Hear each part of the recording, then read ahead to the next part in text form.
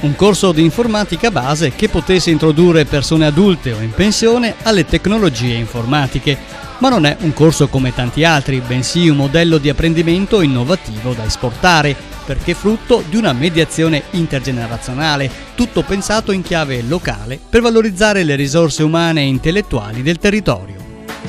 A proporlo l'assessore alle politiche sociali, istruzione e formazione del comune di Montagnana, Federica Morello, che ha coinvolto in questo progetto i 2 istituti superiori del territorio, l'Educandato Statale San Benedetto e lo Jacopo da Montagnana.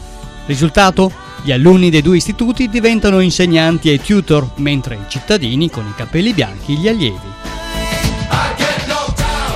Un percorso articolato in tutto in 10 lezioni base, che ha incontrato il favore e l'entusiasmo di tutti, giovani e meno giovani, che hanno partecipato con impegno, serietà, tanta curiosità e divertimento.